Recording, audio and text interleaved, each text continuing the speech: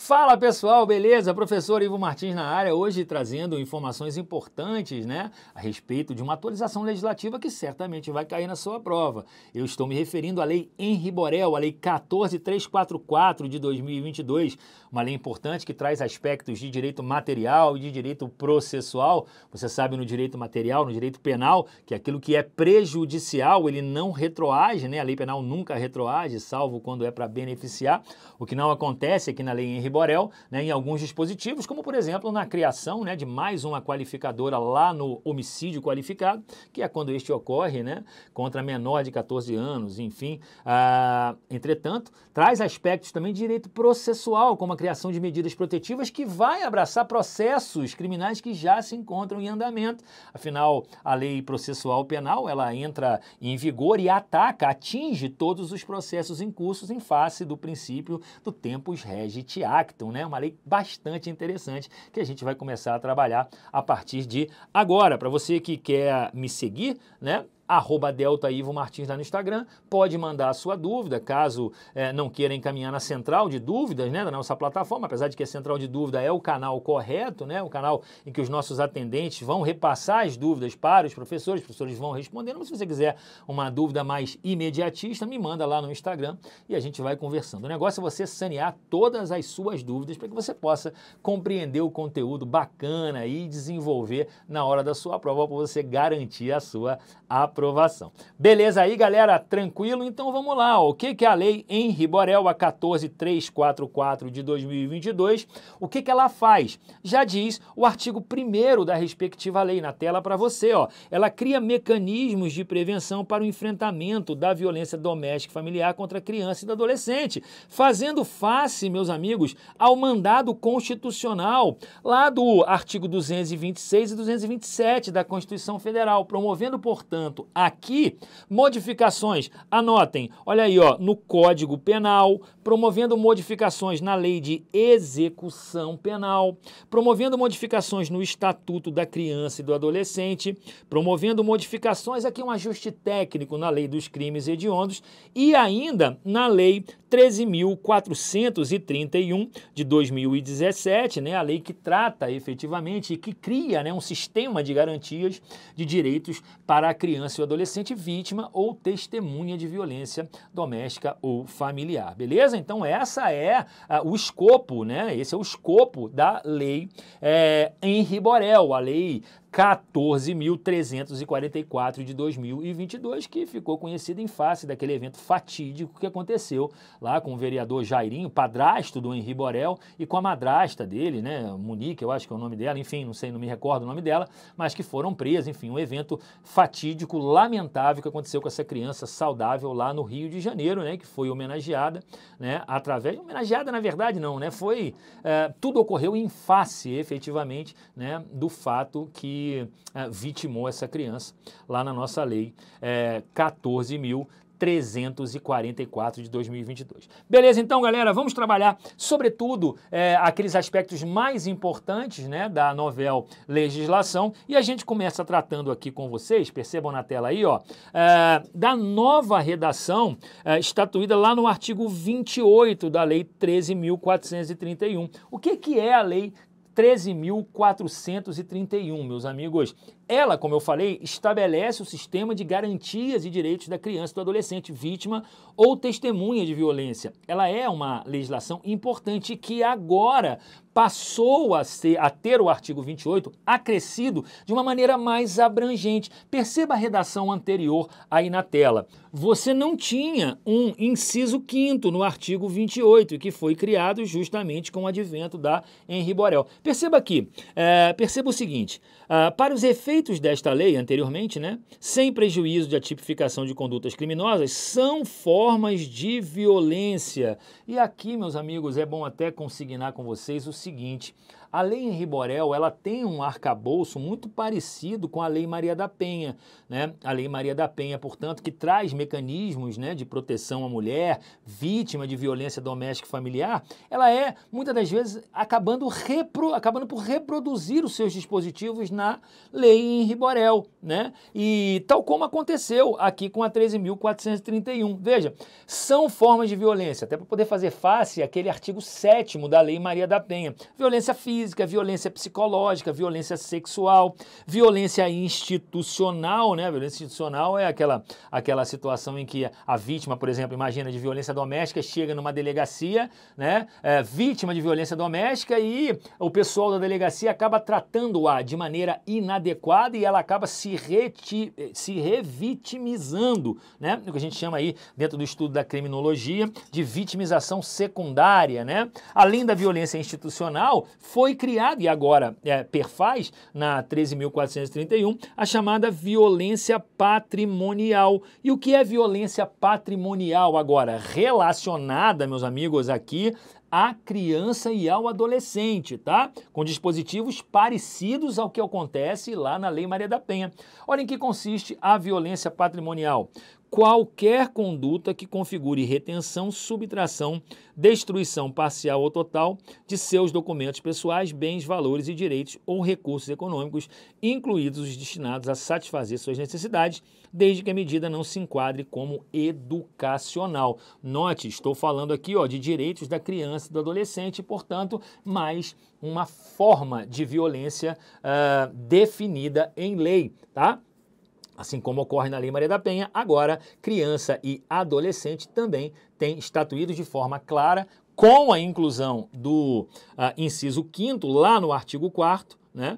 O artigo 28 da Lei Henri Borel é que inclui no artigo 4º da 13.431 esse inciso 5º, tratando, portanto, da violência patrimonial, entendida como qualquer conduta que configure retenção, subtração, destruição parcial ou total de seus documentos pessoais, bens, valores, direitos ou recursos econômicos.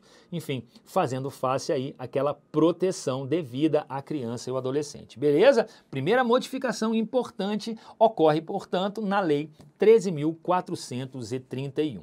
Beleza? Na Lei 8.069, que é o Estatuto da Criança e do Adolescente, né? 8.069 de 90, meus amigos, várias disposições legais foram alteradas com a Lei Henri Borel. Entretanto, aquela que mais chama a atenção para a gente aqui no direito penal é a modificação trazida pelo artigo 226 lá do ECA. Olha como estava previsto anteriormente o 226. Veja, aplicam-se aos crimes definidos nesta lei as normas do Código, aplica-se aos crimes definidos nesta lei as normas da parte geral do Código Penal e, quanto ao processo, as pertinentes ao Código de Processo Penal. Beleza, o 226 caput, ele está mantido. O que a Lei Henri Borel criou foram 2 parágrafos aqui no 226. Percebam, aos crimes cometidos contra a criança e o adolescente, independentemente da pena, olha aí, não se aplica a Lei 9.099 de 90. De 95, na verdade. O que acontece com isso? Reprodução da Lei Maria da Penha. Lembram disso, meus amigos? Lá na Lei Maria da Penha, a gente também não tem a aplicação da Lei 9.099. Conforme eu falei para vocês, na Lei Henri Borel, o legislador, ele transfere ou utiliza boa parte de alguns dispositivos legais da Maria da Penha na Lei Henri Borel. Também não pode, meus amigos. Então, se uma criança, por exemplo, é vítima de uma lesão corporal não será feito o TCO, mas sim o respectivo inquérito, como ocorre na Lei Maria da Penha, não se admitindo aí nenhuma daquelas medidas descarcerizadoras e tal lá da Lei 9.099, ou despenalizadoras da 9.099. Então, praticou crime contra a criança e o adolescente, eu não estou falando aqui de ato infracional análogo, não estou falando aqui do adolescente que pratica eventual delito, né, ou delito análogo. Estou falando aqui da criança e adolescente que sofre determinado crime. Não se aplica a Lei Maria da Penha. Isso aqui vai cair em prova, você não tenha a menor dúvida dúvida disso. Ok, então, no parágrafo 1º do 226, no novo parágrafo 1º do 226, beleza. Vamos dar uma olhada no parágrafo 2º. Nos casos de violência doméstica e familiar contra criança e adolescente, é vedada a aplicação de penas de cesta básicas ou de outras de prestação pecuniária, bem como a substituição de pena que implique o pagamento isolado ou de multa. O legislador aqui só abriu, né, essa disposição que veda a aplicação da Lei Maria da Penha à criança e ao adolescente, assim como ocorre, perdão, na Lei Maria da Penha. Deu para entender? Então, não cabe Lei 9.099 nos crimes praticados com violência doméstica e familiar contra a mulher e nem contra os crimes praticados com violência ou grave ameaça, né? Violência familiar, doméstica e familiar contra criança e adolescente. Não cabe. Não cabe, por exemplo, pagamento de cesta básica, prestação pecuniária, precificar a violência contra a criança, portanto, não é admitido, assim como não é admitido na Lei Maria da Penha. Beleza, então? Excepcionando aí, né, as disposições que autorizam naqueles crimes cuja infração penal seja menor ou igual a 2 anos, a aplicação do rito sumaríssimo, né, da Lei 9.099 de 95. Não vai caber, portanto, no caso de violência doméstica e familiar contra criança e adolescente e, reforçando, né, reiterando, violência doméstica e familiar contra a mulher.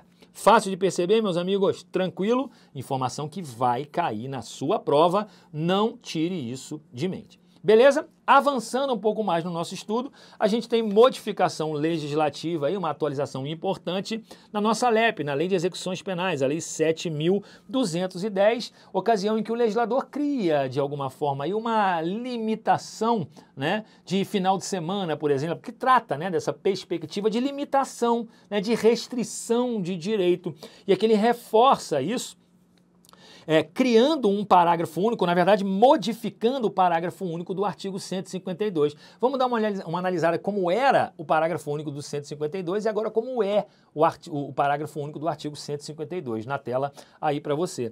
Nos casos de violência, vamos lá. Vamos ler o caput. Poderão ser ministrados ao condenado, durante o tempo de permanência, cursos e palestras ou atribuídas atividades educativas. Parágrafo único. Nos casos de violência doméstica e familiar contra a mulher, o juiz poderá determinar o comparecimento obrigatório do agressor a programas de recuperação e detenção. Note, o parágrafo único do 152 antigo trazia violência doméstica e familiar contra a mulher.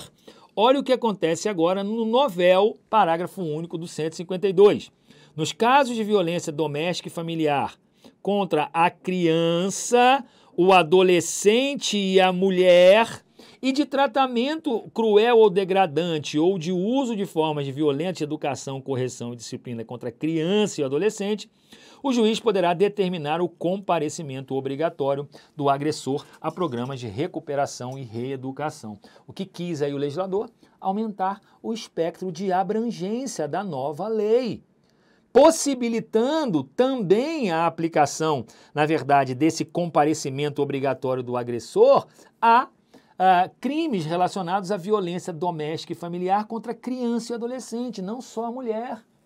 Trazendo ainda essa possibilidade àqueles crimes praticados com tratamento cruel ou degradante, ou ainda uso de forma violenta na educação, correção ou disciplina contra a própria criança ou adolescente, não só efetivamente a prática de crime. Conseguem perceber isso, a modificação, o aumento do espectro de abrangência? Pois bem, né, isso é interessante. É um aspecto de natureza processual, né, e que já vale a partir do momento em que a Lei Henri Borel entrou em vigor, aumentando-se o espectro de abrangência. Trata-se, portanto, aí de uma limitação, né? Trata-se, portanto, de uma limitação. E é até interessante, andou bem aqui o legislador, porque esse negócio de tornozeleira eletrônica, o cara é preso num dia, liberado no outro, bota a tornozeleira eletrônica, vai, comete feminicídio, comete crime contra a criança e o adolescente, acaba não resolvendo, de certa forma, se ele não tiver, né, uma reeducação, se ele não tiver aí uma recuperação efetivamente. Hoje em dia os caras praticam um delito, já saem na audiência de custódia, não estou criticando aqui a audiência de custódia, não estou criticando o judiciário, estou apenas dizendo o que efetivamente acontece. E ele sai na audiência de custódia apto a praticar delito, né? Na lei de execução penal, com essa obrigação relacionada a esses crimes praticados contra criança, adolescente, a mulher e além tratamento cruel ou degradante na forma do parágrafo único, pode ser, portanto, né, obrigado aí o condenado, né, o agressor, efetivamente, nem o condenado, o agressor, a programas de recuperação ou reeducação. Importante essa medida, né, dada aí pelo legislador que toca a lei de execuções penais. Beleza, então, acréscimo do artigo 152 da lei de execuções penais. Vamos para a mudança no Código Penal agora? Lá no Código Penal, meus amigos, basicamente 3 mudanças, tá? Basicamente 3 mudanças. Lá no artigo 111, que trata da prescrição, a gente vai ver. Lá no artigo 121 e lá no artigo 141. Né? 3 modificações lá no Código Penal. Vamos dar uma olhada nessas 3 modificações, avançando aí no estudo da nossa lei Henri Borel. Na tela para você aí, perceba aqui, olha só. A primeira modificação está lá no artigo 111 do Código Penal, tá? Artigo 111, o artigo 31 da lei Henri Borel, ela modifica lá o 111, o 121 e o 141. Passando a vigorar com as seguintes alterações. Vamos ver como era antes do advento da lei Henri Borel? A prescrição, antes de transitar em julgado, a sentença final começa a correr. Olha só, nos crimes contra a dignidade sexual de criança e adolescente. Apenas, tá, meus amigos? Veja, o inciso 5º, portanto, tratava apenas do prazo de prescrição, né, do começo da contagem do prazo de prescrição nos crimes contra a dignidade sexual de criança e adolescente. Dá uma olhada no que fez o legislador, aumentando o espectro para todas as outras infrações, não só aquelas infrações relacionadas à dignidade sexual da criança e do adolescente. Perceba aí no artigo 111, na tela para você. Artigo 111, a prescrição antes de transitar em julgado, a sentença final começa a correr, veja, vou botar em azul aqui, ó. Nos crimes contra a dignidade sexual, beleza, manteve ou que envolvam violência contra criança e adolescente, previstos neste código ou na legislação penal. Olha o tamanho da abrangência dessa modificação legislativa. Antes do advento da lei Henri Borel, a gente falava só que a prescrição começava a correr apenas nos crimes contra a dignidade sexual, né, na data em que a vítima completar 18 anos. Esse era o prazo prescricional. Beleza. O prazo continua sendo, né, da data em que a vítima completar 18 anos. Só que agora, não só em relação aos crimes contra a dignidade sexual, mas todo e qualquer crime que envolva a criança e adolescente prevista no Código Penal ou na legislação penal especial. Antes era só dignidade sexual, agora todos os outros crimes, tá? Da data em que a criança e o adolescente, aí no caso vai ser adolescente, né? Porque criança vai até 12 anos e adolescente até 17, o prazo começa a contar, portanto, da data em que ele completar 18 anos de idade. Beleza, meus amigos? Show de bola? Interessante essa modificação aí no artigo 111 do Código Penal brasileiro. Legal? Vamos tratar agora da modificação legislativa havida lá no artigo 121, parágrafo 2º, ó. Artigo 121, parágrafo 2º. Trata de que hipótese? Trata das hipóteses de homicídio qualificado, né?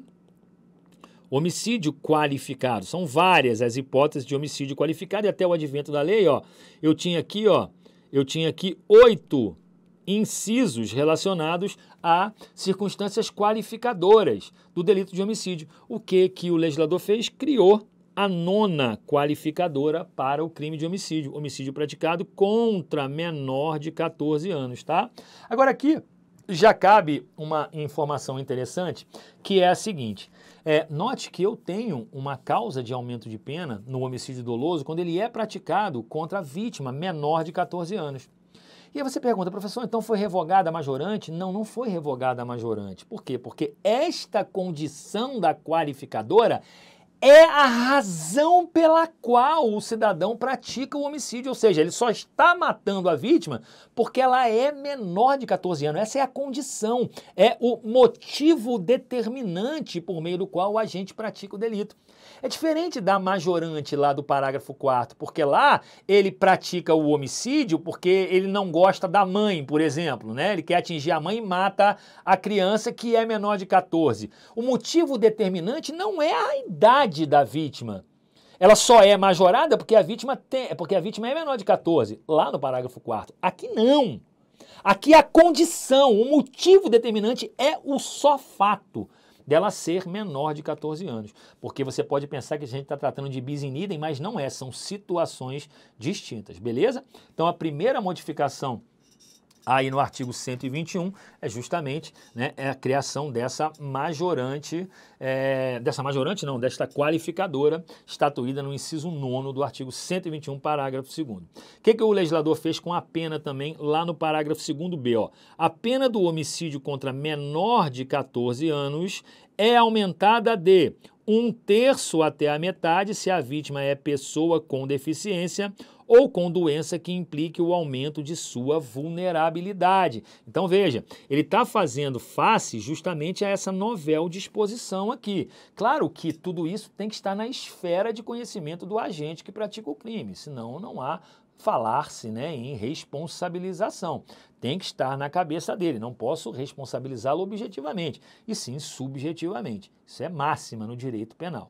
Então olha lá, a modificação que ele trouxe aqui, ó, é o aumento, né, de pena. Veja, a pena do homicídio contra menor de 14 anos é aumentada de 1/3 até a metade se a vítima é pessoa com deficiência ou com doença que implique o aumento de sua vulnerabilidade. Aqui 1/3 até a metade. Ele aumentou aqui, ó, em 2/3, né, desvalorando ainda mais a conduta do agente se o autor é ascendente, padrasto, olha aí o Jairinho, ó, ascendente, padrasto ou madrasta, tio, irmão, cônjuge, companheiro, tutor ou curador, perceptor ou empregador da vítima ou por qualquer outro meio ou por qualquer outro título tiver autoridade sobre ela. Tá vendo? Ó, o Jairinho se inclui aqui, ó, Jairinho. Claro que, né? Claro que essa modificação legislativa não vai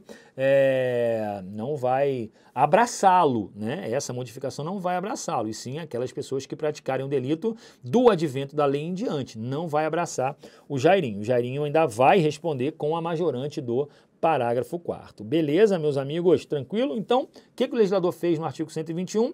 Criou mais uma qualificadora, que é a do homicídio praticado contra menor de 14, e além disso ele aumentou, né, o índice de aumento no caso de homicídio praticado pelo motivo determinante da vítima ser 14 anos, 1/3 até a metade, né, e 2/3 se for padrasto, madrasta, enfim, tio, cônjuge, né, companheiro, tutor, curador, nos termos do inciso 2º do parágrafo 2b. Beleza? Lá do crime de homicídio. Muito bom, galera. E uma outra modificação aqui no artigo 121 é aquela relativa ao parágrafo 7º, né, que trata da pena do feminicídio, tá? Olha lá, a pena do feminicídio é aumentada de 1/3 até a metade se o crime for praticado. Aí ele modificou aqui o inciso 2º, ó, contra a pessoa maior de 60 anos, com deficiência, com doenças degenerativas que acarretem condição limitante ou vulnerabilidade físico-mental. Professor, mas aqui não diz respeito à criança, adolescente, tudo bem. Mas o legislador aproveitou do ensejo para poder fazer uma adequação legislativa a esse inciso 2º do parágrafo 7º. Beleza, galera? Importante isso tudo aí para que você tenha em mente essas modificações. Tranquilo, galera? Show de bola? Vou transformar, inclusive, em PDF essa explanação para poder facilitar o seu estudo e a compreensão na hora que você estiver assistindo ou reassistindo essa videoaula. Tá? Então, ó, estudamos aqui modificações legislativas até aqui interessantes por conta da lei Henri Borel, as novidades legislativas trazidas pela lei 14.344 de 2022 e que abraçam, além do Código Penal, Lei de Execução Penal, Estatuto da Criança e do Adolescente, Lei dos Crimes Hediondos e da 13.431, ainda cria duas espécies criminosas, que a gente vai tratar também aqui no curso dessa aula. Beleza? Então, o que a gente viu até aqui? As modificações legislativas que passaram, né, a constituir agora os textos legais da Lei 13.431 de 2017, que é a lei que cria, né, direitos da criança e do adolescente vítima ou testemunha de violência.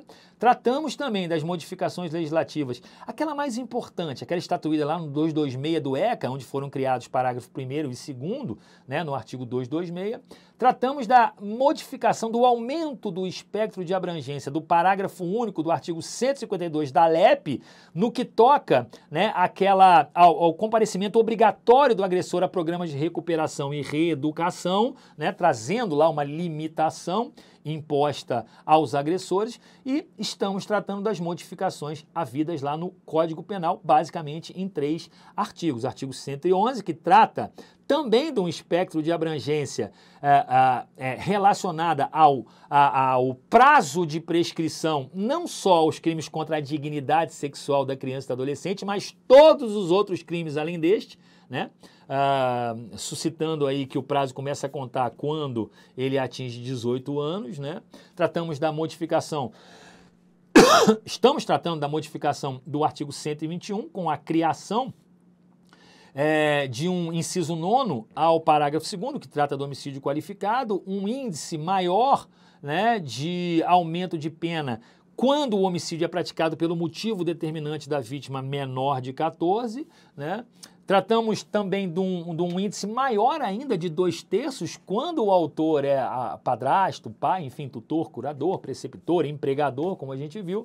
E agora a modificação aí do parágrafo 7º, que o legislador aproveitou, né, para poder readequar o parágrafo 2º o inciso 2º. Na verdade, o que ele fez? Ele retirou, né, essa majorante do feminicídio aqui, porque ele fez o quê? Ele jogou lá para o parágrafo 2b, né, ele jogou lá para o parágrafo 2b aqueles aumentos, né, significativos de 1/3 ou de 2/3. Ele retirou daqui e manteve apenas, né, para maior de 60 ou pessoas com deficiência. O que ele fez? Volto a repetir aqui, ó, ele expurgou aqui, ó, contra a pessoa menor de 14 anos, porque isso já está previsto de acordo com a nova lei no parágrafo 2º-Bzão.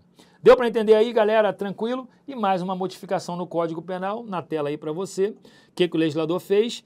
Lá no artigo 141 do Código Penal, né, nas disposições relacionadas ao delito de injúria, o que o legislador fez? Antes do advento da lei, veja, as penas cominadas neste capítulo aumentam-se de 1/3 se qualquer dos crimes é cometido contra pessoa maior de 60 anos ou portadora de deficiência, exceto no caso de injúria. O que ele modificou? Contra criança, adolescente, pessoa maior de 60 ou pessoa com deficiência. Ele acresceu aqui, ó, a criança e adolescente. O que ele fez? Ele projetou aumento de pena, na verdade não só injúria, tá, pessoal? Calúnia e difamação também, tá? Calúnia e difamação também, salvo nos casos da injúria preconceituosa. Ele adicionou, né, modificou aí o inciso 4º do artigo 141, colocando também a criança e adolescente vítima de calúnia, difamação e injúria, o aumento de pena de 1/3. Deu para entender ainda? Deu para entender então? O que acontece agora? Crime de calúnia, injúria e difamação, que não seja a injúria preconceituosa, né, do artigo 140, parágrafo 3º, terão um aumento de 1/3 se forem praticados também contra criança e adolescente, tá bom? Além de pessoa maior de 60, que já constava no dispositivo original.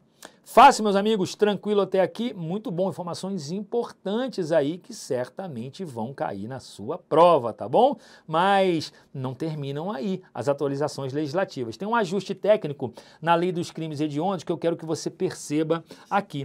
O artigo 32 da Lei Henri Borel, aqui está errado, né? A Lei dos Crimes Hediondos é a Lei 8.072 de 90, né? E não a Lei 2848, porque esse é o decreto-lei que estatui o Código Penal, né? Mas a Lei dos Crimes Hediondos, a 8.072 de 90, esqueci de mudar ali quando fui fazer o slide. 8.072 de 90, que trata... Porra, caraca, vou escrever de novo aqui, ó. Saiu tudo bolinha aqui, ó. Lei 8.072 de 90, tá? Modificada, portanto, pelo artigo 32. O inciso 1º do caput do artigo 1º da Lei 8.072 passa a vigorar com a seguinte redação. Artigo 1º, né? São crimes hediondos. O homicídio, quando praticado em atividade típica de grupo de extermínio, ainda que cometido por um só agente, e homicídio qualificado. Artigo 121, parágrafo 2º. Pô, professor, mas não mudou nada entre a primeira redação e a segunda redação. Sabe o que mudou? Na verdade, ele fez um ajuste técnico aqui, ó, acrescentando efetivamente o inciso 9º, né? O inciso 9º da nova, estatuído pela Lei Henri Borel, lá no parágrafo 2º do artigo 121, beleza? Fez essas adequações legislativas aí para promover, né, uma técnica correta na hora da compreensão dos dispositivos legais. Fácil? A partir do artigo 25 e 26 da Lei Henri Borel, eu tenho as espécies criminosas trazidas pela lei na tela para você. Percebam aqui, ó, artigo 25 traz o primeiro crime. Descumprir decisão judicial que defere medida protetiva de urgência prevista nesta lei. Meus amigos, nada de diferente lá do 24A, salvo engano, da Lei Maria da Penha, tá? Descumprimento de decisão judicial que defere medida protetiva. Ele pegou emprestado e estatuiu aqui na Lei Henri Borel. Pena de detenção, 3 meses a 2 anos. Na tela para você, ó, a configuração do crime independe da competência civil ou criminal do juiz que deferiu a medida. Aqui é interessante, né, porque também tem um dispositivo importante. Qual é? Na hipótese de prisão em flagrante, apenas a autoridade judicial pode conceder fiança. Portanto, ó, delegado não pode, tá? Delegado não pode arbitrar fiança. Delegado não pode arbitrar fiança. Não pode. Só quem pode arbitrar fiança é o juiz, tal como se infere nos dispositivos contidos na Lei Maria da Penha. Beleza, meus amigos? Fácil de perceber, isso vai cair em prova. Olha lá, ó, na hipótese de prisão em flagrante não pode conceder fiança. E por que que vai cair em prova? Porque você vai lembrar, né, que o delegado de polícia ele pode arbitrar fiança naqueles crimes cuja pena não ultrapasse a 4 anos, né, e você vai pensar, esse crime aqui do artigo 25 da Lei Henri Borel não passa de 2 anos, então cabe fiança pelo delegado. Não pode, tá? Porque assim entendeu o legislador. E ele limitou, tá? Ele limitou apenas ao juiz conceder a fiança. Delegado, portanto, não pode. Informação mega importante aí do artigo 25. E no artigo 26, na tela aí para você, caminhando para a nossa parte final, aqui, ó, deixar de comunicar à autoridade pública a prática de violência, de tratamento cruel ou degradante ou de formas violentas de educação, correção ou disciplina contra criança ou adolescente ou abandono de incapaz. O abandono de incapaz já é crime, né? Mas eu não estou falando daquela pessoa que pratica o abandono de incapaz, eu estou falando daquela pessoa que não comunica à autoridade o abandono de incapaz. Daquela pessoa que não comunica à autoridade pública a prática de violência. E aqui claramente esse dispositivo foi inserido por conta da babá. A babá podia ter avisado que o Henri Borel sofria violência por parte do Jairinho. E eu não me lembro em que pé ocorreu a responsabilização ou não dela, mas chegou-se a ser ventilada a responsabilidade dela. Então esse dispositivo, ele foi criado justamente para que aquelas pessoas que tomem ciência do tratamento cruel ou degradante, ou até mesmo da prática de violência contra criança e adolescente, comuniquem à autoridade pública. A gente está falando aqui de um crime omissivo, próprio, tá? De um crime omissivo próprio, que aqui é passível de fiança, né? Por quê? Porque é um crime punido com detenção de 6 meses a 3 anos. A pena, nesse caso, ali na tela, ó, aumenta-se da metade, se da omissão resulta lesão corporal de natureza grave e é triplicada se resulta morte, como no caso do Henri Borel. Né? Resultou morte. Pô, a babá podia ter avisado, né? Ou alguém podia ter avisado que ele sofria violência. Se esse alguém, né, podia ter avisado e não o fez, ele vai responder pelo artigo 26. Deu para perceber isso, meus amigos? E olha, ainda avança o legislador aplicando a pena em dobro se o crime é praticado por ascendente, parente consanguíneo até o 3º grau, responsável legal, tutor, guardião, padrasto ou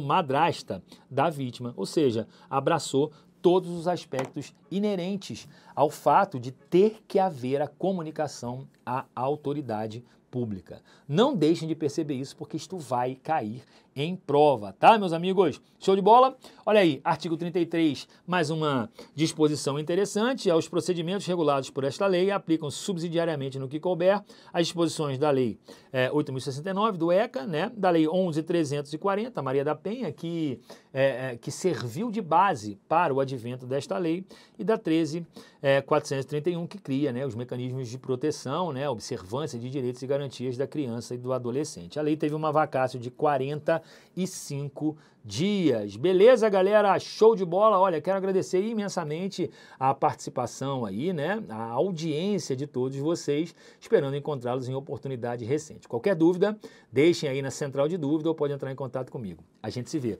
Aquele abraço, galera. Valeu, tchau, tchau. Beleza pura, pessoal, tranquilaço, aqui o professor Fernando Bezerra e eu quero saber se vocês gostaram dessa aula. Eu tenho certeza que sim, um super conteúdo, uma super aula para você aí que está se preparando para concurso público. Então, se você gostou, e eu tenho certeza que sim, deixa seu like aqui e aproveita para se inscrever em nosso canal do YouTube aí com muitas aulas disponíveis para vocês e tenho certeza que serão geradas outras aulas aí também nessa mesma pegada de preparação para concurso público. Então, convido você a conhecer aqui o nosso canal, se inscrever e deixa seu like, tá bom? Olha só, se você está se preparando para concurso público, eu quero te indicar também o nosso site, o site do Ser Aprovado, onde você encontra diversos produtos, cursos, mentorias, todas focadas aí na sua preparação para concurso público. Então, se você está se preparando para concurso, o caminho certo é Ser Aprovado. Vou deixar o link aqui na descrição do vídeo, porque você tem a oportunidade de encontrar lá o curso que você precisa. Beleza pura? Aquele abraço!